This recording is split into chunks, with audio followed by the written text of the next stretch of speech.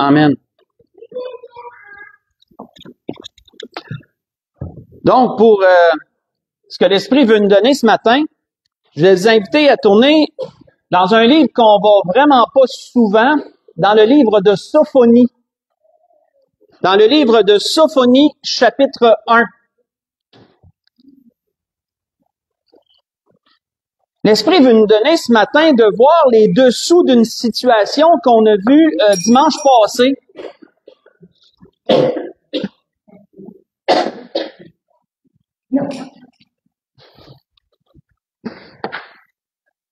Donc, une situation qu'on a vue dans le message de dimanche passé. On a vu à travers du message, entre autres, une partie du message, du moins la vie d'un roi. Et l'Esprit, ce matin, il veut nous révéler un peu les dessous qui ne sont pas mentionnés ailleurs à propos, justement, de ce roi-là. Et ça, c'est dans le livre du prophète Sophonie qu'on voit cela. Chapitre 1, on va lire du verset 1 à 6.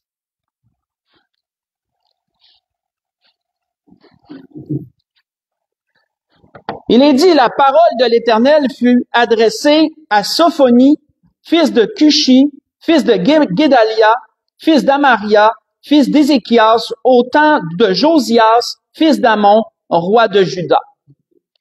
Je détruirai tout sur la face de la terre, dit l'Éternel. Je détruirai les hommes et les bêtes, les oiseaux du ciel et les poissons de la mer, les objets de scandale et les méchants avec eux. J'exterminerai les hommes de la face de la terre, dit l'Éternel. J'étendrai ma main sur Juda et sur les habitants de Jérusalem. J'exterminerai de ce lieu les restes de Baal, le nom de ses ministres et les prêtres avec eux. Ceux qui se prosternent sur les toits devant l'armée des cieux, ceux qui se prosternent en jurant par l'Éternel et en jurant par leur roi. Ceux qui se sont détournés de l'Éternel et ceux qui ne cherchent pas l'Éternel et qui ne le consultent pas. On va arrêter ici. Lorsqu'on repense, frères et sœurs, à ce qu'on a vu dimanche passé, si vous voulez, durant la semaine, réécouter le message de dimanche passé pour avoir une meilleure idée de tout ce qui va être dit ici, ces deux messages, je dirais qu'on pourrait écouter en ordre chronologique, dimanche passé et dimanche ici, pour vraiment se faire une tête sur tout cela. Mais on a vu la vie de Josias dimanche passé, en grande partie à travers une bonne portion du message, dans ce que l'Esprit a voulu nous donner. Et quand on considère tout ce que Josias se fait, quand on considère comment ce roi, dans sa jeunesse, dès l'âge de 16 ans, il nous a dit qu'il a commencé à chercher Dieu et qu'à 20 ans, il a commencé à faire des réformes religieuses absolument révolutionnaires dans tout son royaume à propos de l'idolâtrie, de tout ce qui s'y passait.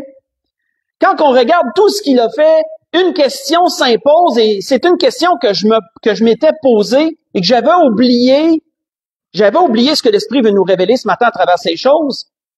C'est, est-ce que Josias avait agi de son propre fond? Avait-il agi par lui-même? Avait-il agi par inspiration? Ou est-ce qu'il avait été conseillé? Y avait-il une parole? Y avait-il quelqu'un qui parlait au nom de Dieu en arrière-plan pour que Josias réagisse comme il a réagi?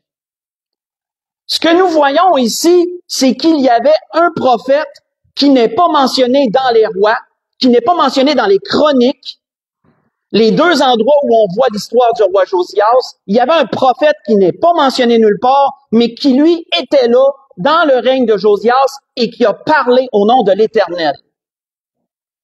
On voit ici que c'est le prophète Sophonie. Sophonie, dans notre connaissance à nous, est considéré comme un petit prophète. Petit simplement, pas parce qu'il était moins bon que les autres, faut pas dire ça, mais simplement parce qu'il a laissé moins d'écrits.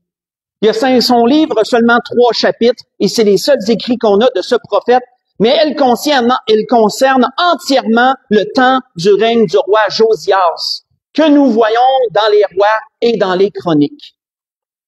Et on voit que Sophonie, lui, a prononcé un jugement de la part de Dieu, jugement qui a été assez sévère pour que Josias croit à ce qui était dit par la bouche de ce prophète.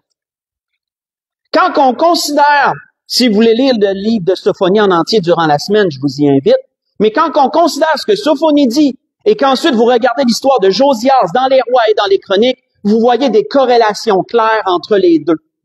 Ce que Sophonie condamnait par la bouche de Dieu, le roi Josias a agi exactement sur ces points-là. On voit que Sophonie condamnait l'idolâtrie, condamnait les prêtres païens, condamnait la violence, condamnait l'injustice qui régnait parmi le peuple et l'apostasie religieuse également. C'est ce qu'on a lu une partie, mais si on aurait continué à lire jusqu'au verset 9, vous auriez retrouvé encore d'autres points sur cela. Et on voit que de même, quand on lit le livre des rois et des chroniques, on voit que Josias, dès l'âge de 20 ans, lorsqu'il a entrepris sa grande réforme religieuse, sur quoi a-t-il agi? Et il a agi exactement sur les points que Sophonie parlait au nom de l'Éternel. Il a détruit les idoles, il a éliminé les hauts lieux, il a agi contre les prêtres infidèles et il a purifié le culte de Dieu. Il est certain, frères et sœurs, quand nous lisons ces choses, que face au jugement annoncé par Dieu, qui était très sévère, parce que quand on voit le verset 2 et 3, quand Dieu dit « Je détruirai tout sur la face de la terre, je détruirai les hommes et les bêtes et les oiseaux du ciel et les poissons de la mer », c'est pas un jugement banal. C'est extrêmement sévère. Et on voit que face à une telle parole, on voit que Josias n'a pas pris à la légère les choses qu'il a entendues par la bouche de l'Éternel. Mais ça, quand on lit le livre des rois et des chroniques uniquement, on s'en rend pas compte. On se demande, a-t-il agi de son propre fond ou y avait-il quelque chose en dessous? Ce que l'Esprit veut nous montrer ce matin, c'est que Dieu parlait en dessous. Il y avait la parole de Dieu en dessous. Et c'est sur cette parole que le roi a agi dans tout ce qu'il a agi. On voit que Josias a cru à la parole de l'Éternel. Il a cru au jugement que Dieu prononçait par la bouche de son prophète. Et on voit que ça l'a motivé à agir rapidement avec beaucoup d'efficacité dans tout ce qu'il a fait. Qu'est-ce que son prophète Sophonie disait également? Si on tourne dans le chapitre 2, puis qu'on lit le verset 1 à 3, on va voir comme ça des points principaux que le prophète Sophonie a mentionnés. Et l'Esprit veut faire des corrélations avec ce qu'on a vu dimanche passé sur le roi Josias dans ces choses.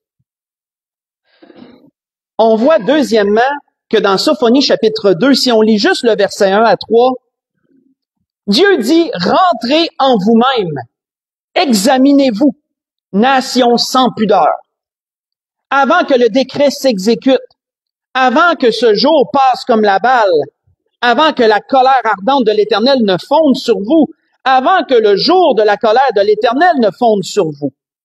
Cherchez l'Éternel, vous tous humbles du pays, qui pratiquez ses ordonnances, recherchez la justice, recherchez l'humilité, peut-être serez-vous épargnés au jour de la colère de l'Éternel. » On va arrêter ici. Nous voyons donc, frères et sœurs, ici, que Dieu, à travers son prophète Sophonie, invitait le peuple, avant que tout ce que Dieu avait prononcé comme jugement s'exécute.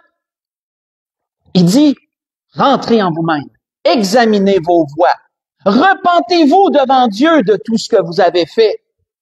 Recherchez l'Éternel, comme nous l'avons vu dimanche passé, qui avait été dit à Salomon, souvenez-vous. Hein, si mon peuple sur lequel mon nom est invoqué s'humilie, prie, cherche ma face et se détourne du mal, Dieu dit, je vais bénir et je vais guérir son pays. Dieu invitait son peuple ici avant que le jugement prononcé par Sophonie s'exécute. Revenez de vos mauvaises voies, repentez-vous. Et Dieu s'adresse aux humbles et dit, les humbles du pays, cherchez l'Éternel, vous humbles du pays. Parce qu'il dit, peut-être pourrez-vous éviter ce que j'ai prononcé. On voit que lorsque Josias a entendu cette parole-là, nous pouvons comprendre pourquoi Josias a été aussi repentant dans tout ce qu'il voyait et ce qui se faisait. Malgré toutes les réformes religieuses qu'il avait déjà entreprises, quand on voit que cette parole a été prononcée, on voit que le roi Josias s'est profondément humilié devant Dieu. Et ça, la prophétesse Hulda, si vous vous souvenez, elle l'avait relevé. Elle avait relevé le cœur du roi Josias en ce sens-là. Qu'est-ce qu'elle avait dit? C'est bon juste de le rementionner. Faites juste écouter. La prophétesse Hulda avait dit à propos de Josias, lorsqu'il l'avait envoyé consulter. Pourquoi? Parce qu'elle était directement à Jérusalem. Elle était à proximité. Elle était facile à aller consulter. Donc, il est allé vers elle pour consulter l'Éternel. Et elle avait dit, parce que ton cœur a été touché, parce que tu t'es humilié devant Dieu en entendant ses paroles contre ce lieu et contre ses habitants. Vous voyez ce que Sophonie dit, puis c'est exactement ça. Parce que tu t'es humilié devant moi et parce que tu as déchiré tes vêtements, qui est un signe d'indignation, un grand signe d'humiliation à ce temps-là. Il dit, parce que tu as pleuré devant moi, moi aussi j'ai entendu, dit l'Éternel. Ça, c'est ce que la prophétesse Hulda a mentionné aux émissaires que Josias avait envoyés auprès d'elle pour consulter l'Éternel, où Dieu disait, parce que tu t'es humilié devant moi, tu as été touché par ma parole, ben Dieu dit, moi aussi j'ai entendu ta prière. Moi aussi j'ai entendu tes doléances et j'ai entendu ce que tu voulais me dire. Lorsque quelqu'un, frères et sœurs, est touché par la parole de Dieu, lorsque quelqu'un est sincèrement repentant du mal qu'il fait, ben ça se voit. C'est ce que la Bible nous enseigne. Ça se voit. Les actions concrètes vont être en adéquation avec les choses, avec la repentance que cette personne-là a. On voit que Josias a été tellement repentant de tout ce qui se faisait que Josias lui-même a fait alliance avec le peuple. Souvenez-vous, on l'a vu dimanche passé. Il a fait alliance avec le peuple devant Dieu, engageant tout le peuple à servir l'Éternel et à se détourner des idoles et des mauvaises pratiques. Et qu'est-ce que Dieu a permis à travers ces choses?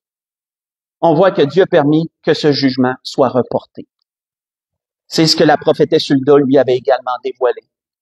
Dans 2 Chronique 34, je crois que c'est verset 2 Chronique 34, verset 28, où la prophétesse Hulda lui avait dit, je crois que c'est là où elle lui avait dit que le jugement de Dieu était reporté à cause de son humilité, à cause de sa sincérité, à cause de ce qu'il avait fait, de toutes les actions qu'il avait fait pour démontrer une repentance sincère dans ces choses. Qu'est-ce que Sophonie, suite à cela, a révélé au nom de l'Éternel? Tournons dans Sophonie 3, versets 15 à 17. Sophonie chapitre 3, versets 15 à 17. Un endroit où je vous dirais qui est, je crois, à surligner dans vos Bibles, c'est parce que c'est un des plus bels endroits dans les Écritures. Je trouve que c'est une des plus belles paroles qu'on peut y lire, que Dieu prononce à quelqu'un. On voit que dans Sophonie chapitre 3, versets 15 à 17, il est dit, l'Éternel a détourné tes châtiments. Suite à ce que la prophétesse Hulda a mentionné à Josias. L'Éternel a détourné tes châtiments. Il a éloigné ton ennemi. Le roi d'Israël, l'Éternel est au milieu de toi. Tu n'as plus de malheur à éprouver. En ce jour-là, on dira à Jérusalem, ne crains rien. Sion, que tes mains ne s'affaiblissent pas. L'Éternel, ton Dieu, est au milieu de toi comme un héros qui sauve. Il fera de toi sa plus grande joie. Il gardera le silence dans son amour. Il aura pour toi des transports d'allégresse. On va arrêter ici. Le verset 17 est l'un des plus beaux versets qu'on peut retrouver dans la parole de Dieu, l'une des plus belles encouragements. Et on voit que Dieu donna cet encouragement-là à son roi et à son peuple par la bouche de son prophète. Cette parole que le prophète Sophonie a donnée mérite qu'on s'y attarde un peu plus parce que dans les points qu'il mentionne, il y a des points très importants dans ce qu'il dit dans le verset 17. On voit premièrement que le prophète disait que parce qu'il s'était éloigné du mal, ce qu'on lit précédemment, verset 15 à 16, verset 15 et 16, parce qu'il s'était éloigné du mal, parce qu'il s'était sincèrement repenti, Dieu a reporté son châtiment. Le roi et ceux qui vivent avec lui de son temps ne vivraient pas ces choses, ce serait plus tard que ce serait vécu. Et on voit que pour ceux qui le vivraient plus tard, Dieu même leur disait qu'il se souviendrait d'eux. Parce que Dieu parle souvent au futur dans la parole. Pour Dieu, le temps est inexistant. Aux yeux de Dieu, toutes les époques sont devant lui en même temps et il peut parler de tout temps comme si c'était aujourd'hui pour lui, ce que pour nous est impossible. Parce que le futur, nous ne le connaissons pas, mais Dieu le voit tout comme un livre ouvert, lui. Il peut déjà prononcer sur le futur comme sur les choses comme si elles étaient présentes. Parce que pour lui, elles le sont. Pour lui, tout est présent aux yeux de Dieu. Concept très difficile à concevoir dans notre esprit. Mais on voit que Dieu retarde son jugement et pour ceux qui allaient le vivre, leur annonce qu'il va se souvenir d'eux aussi en son temps. Mais on voit que dans cette parole, le verset 17, Dieu dit plusieurs choses. Dieu dit premièrement quoi? Il assure au roi et à son peuple, il dit « Je suis au milieu de toi ». Et ça, frères et sœurs, c'est important. Quand Dieu dit qu'il est au milieu d'eux, ça veut dire qu'ils comptaient aux yeux de Dieu. Ils étaient précieux aux yeux de Dieu. Dieu voulait les garder. Le but de Dieu n'était pas de les châtier. Le but de Dieu premier était qu'ils se repentent. Le but de Dieu premier était qu'ils reviennent à lui parce que Dieu les aime. Dieu les aimait. Dieu les aime. On voit que de tout temps, Dieu a assuré à son peuple qu'il est au milieu d'eux. Dans tout ce qu'ils ont à vivre, il est au milieu d'eux. Même dans les temps passés, faites juste écouter, on voit que lorsque le peuple était dans le désert, la nouvelle génération qui devait aller conquérir la terre promise et qu'ils étaient enseignés par Moïse et encouragés par lui, enseignés par lui, qu'est-ce que Dieu leur avait dit? Même à cette génération-là, à ce temps-là, Dieu leur avait dit ceci. Leur avait dit, peut-être diras-tu dans ton cœur, ces nations sont plus nombreuses que moi, comment pourrais-je les chasser? Ne les crains point. Rappelle à ton souvenir ce que l'Éternel ton Dieu a fait à Pharaon et à toute l'Égypte. Les grandes épreuves que tes yeux ont vues, les miracles et les prodiges et la main forte et le bras étendu, quand l'Éternel ton Dieu t'a fait sortir, ainsi fera l'Éternel ton Dieu à tous les peuples que tu redoutes. L'Éternel ton Dieu enverra même les frelons contre eux jusqu'à la destruction de ceux qui échapperont et qui se cacheront devant toi. Ne sois point effrayé à cause d'eux, car l'Éternel ton Dieu est au milieu de toi, le Dieu grand et terrible. Et il chassera peu à peu ces nations loin de toi. Ce que je vous ai lu, c'est dans Deutéronome chapitre 7. J'ai lu à partir du verset 17 au verset 22. Pour tous les défis, frères et sœurs, que le peuple a dû faire face au fil du temps, Dieu leur a toujours assuré que s'il désirait marcher pour lui, faire sa volonté, il était au milieu d'eux. Si Dieu est au milieu de nous, frères et sœurs, nous pouvons tout affronter. Dieu est au milieu de son Église de l'Espérance. Dieu est avec son Église. Que ce soit son Église de l'Espérance ou toute autre Église qui cherche à faire sa volonté, Dieu assure qu'il est au milieu d'eux. Dieu est là. Et si Dieu est là, frères et sœurs, nous pouvons affronter n'importe quoi. Nous pouvons surmonter n'importe quoi.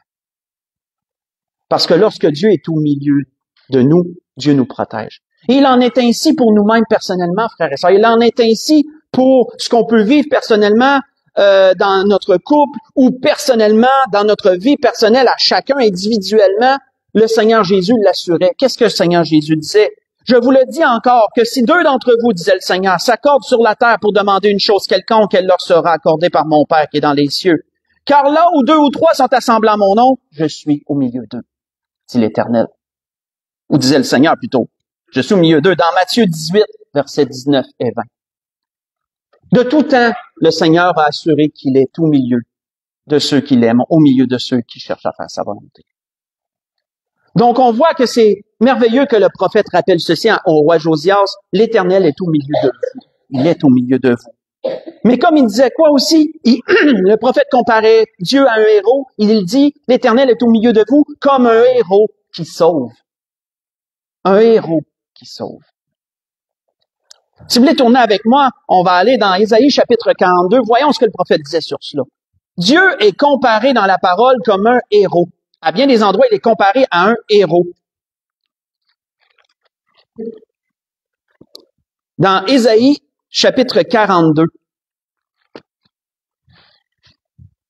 Et qu'est-ce que ça fait un héros, frères et sœurs, selon le dictionnaire? Un héros, c'est quelqu'un qui se distingue par son courage et par ses actions. Il fait des choses exceptionnelles. Quand quelqu'un se distingue par des actions exceptionnelles pour sauver, pour épargner quelqu'un, pour protéger, il est considéré comme un héros. On voit que Dieu est considéré comme un héros dans la parole. L'Éternel est au milieu de toi comme un héros qui sauve, disait Sophonie. Qu'est-ce qu'Ésaïe disait sur cela dans Ésaïe 42, versets 13 à 16? on voit il est dit, l'Éternel s'avance, le prophète disait à son peuple, l'Éternel s'avance comme un héros. Il excite son ardeur comme un homme de guerre. Il élève la voix, il jette des cris, il manifeste sa force contre ses ennemis. J'ai longtemps gardé le silence, je me suis tu, je me suis contenu. Je crierai comme une femme en travail, je serai haletant et je soufflerai tout à la fois, je ravagerai les montagnes et les collines, et j'en dessécherai toute la verdure. Je changerai les fleuves en terre ferme, et je mettrai les étangs à sec. Je ferai marcher les aveugles sur un chemin qu'ils ne connaissent pas, je les conduirai par des sentiers qu'ils ignorent, je changerai devant eux les ténèbres en lumière, les endroits tortueux en plaine. Voilà ce que je ferai, et je ne les abandonnerai point. Ils seront confus, ceux qui se confient aux idoles taillées, ceux qui disent aux idoles de métal fondu, vous êtes nos dieux. On va arrêter ici. On voit ici que le prophète comparait Dieu aussi à un héros. À quelqu'un, à un être qui est prêt à des protections, à des œuvres exceptionnelles pour ceux qui se confient en lui. L'Éternel, frères et sœurs, est notre héros. Avons-nous déjà pensé à ça? Dans peu importe ce qu'on a à affronter. Si nous nous humilions devant lui, si nous désirons faire sa volonté, si nous marchons pour lui, Dieu va combattre pour nous. Dieu va combattre pour nous. Dieu fera des œuvres grandioses pour nous.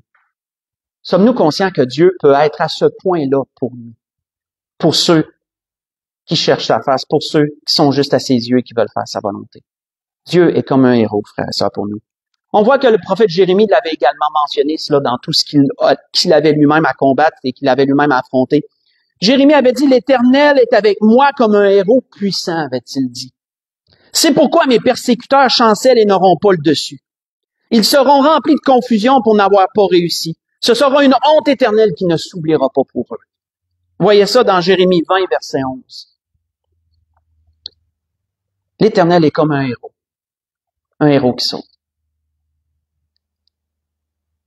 Mais qu'est-ce que le prophète disait également à propos de Dieu dans ce même sens-là, toujours dans ce verset merveilleux qui est le verset 17 de son chapitre 3. On voit, il disait qu'il fera de toi sa plus grande joie. Il fera de toi sa plus grande joie et il aura pour toi des transports d'allégresse. Il gardera le silence dans son amour et il aura pour toi des transports d'allégresse. Ce verset, frères et sœurs, cette suite plutôt, démontre comment nous sommes importants aux yeux de Dieu, mais aussi comment Dieu peut vivre des émotions à cause de nous. Ça, c'est un concept sur lequel on ne s'arrête pas souvent. Parce que, malheureusement, on imagine Dieu comme un être tout-puissant qu'il est, oui, assis sur son trône, mais sans aucune émotion, sans aucun sentiment, un être impassible qui a toujours le regard vide et droit. Malheureusement, on a cette conception-là de Dieu et c'est une mauvaise conception de Dieu. Parce que la parole nous démontre que Dieu est capable d'émotions.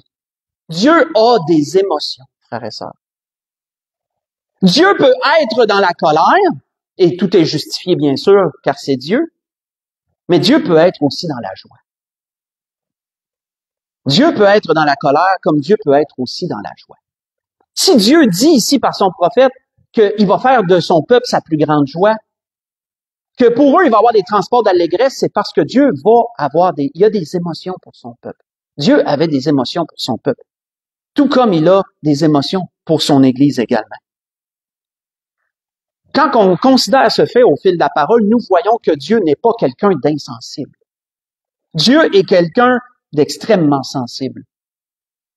Quelqu'un qui est capable de gérer tout à perfection puisqu'il est Dieu, mais il est un être sensible. Sûrement beaucoup plus qu'on pourra jamais l'être nous-mêmes. Quand on considère ce que notre Seigneur Jésus nous a dépeint concernant Dieu, on le voit très bien. Pas besoin d'y tourner, mais quand on lit les paraboles comme celle de la brebis perdue ou comme celle de la drachme perdue, deux paraboles qui parlent des âmes perdues qui viennent au Seigneur sous forme de paraboles, avez-vous remarqué que la fin est la même? Il y aura plus de joie dans le ciel. Il y aura de la joie dans le ciel pour une seule personne qui se repent. Pensez-vous que ce sont seulement les anges qui se réjouissent et que Dieu lui demeure impassible comme s'il n'éprouverait rien? Absolument pas. Dieu ressent des émotions en rapport avec les êtres humains qu'il a créés. Ceux qui se repentent et viennent à lui pour être sauvés, Dieu a de la joie lorsqu'il voit une âme se repentir.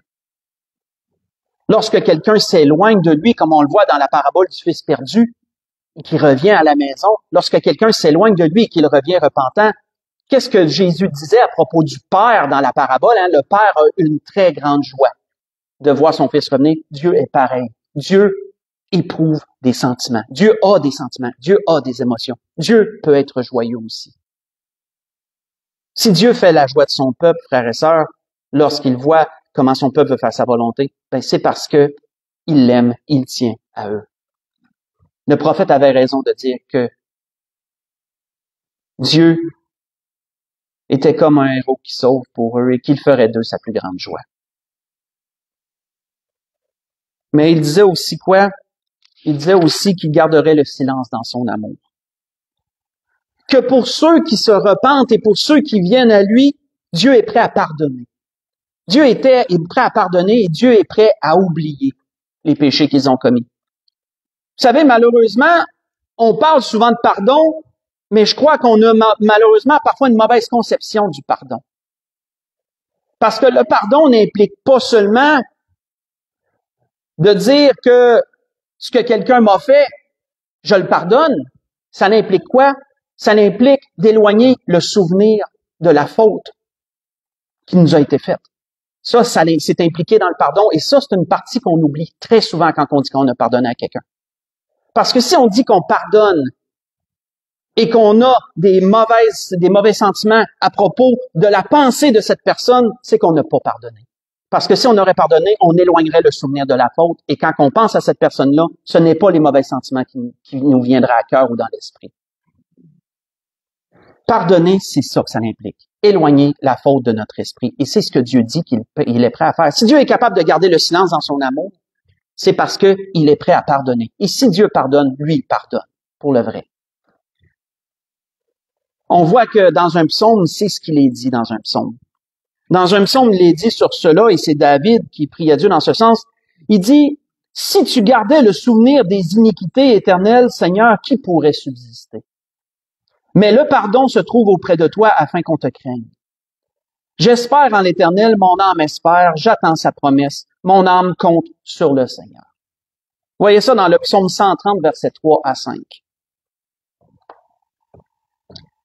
Ainsi, frères et sœurs, lorsqu'on considère tout ce que le prophète Sophonie a mentionné au nom de Dieu, on comprend que l'histoire de Josias a été totalement influencée par Dieu de sa jeunesse jusqu'à sa vieillesse.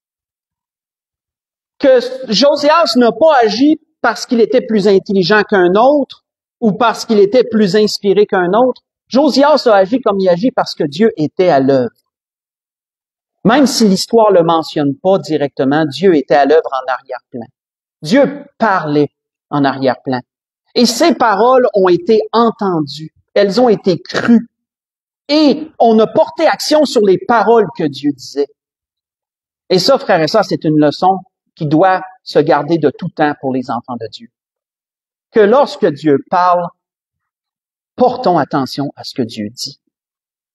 Ne considérons pas que Dieu parle en vain ou que Dieu parle pour rien ou que ça nous concerne pas. Prenons garde.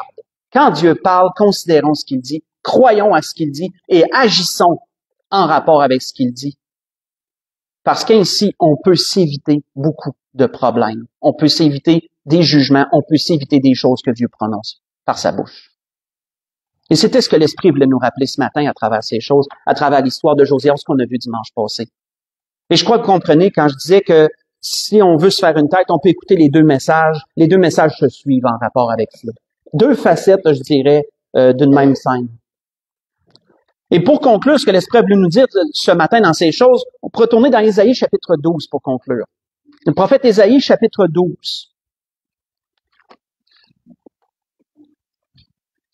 Ésaïe chapitre 12.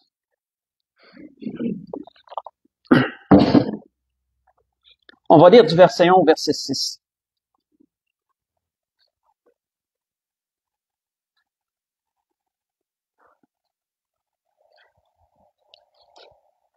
Ésaïe, chapitre 12, versets 1 à 6,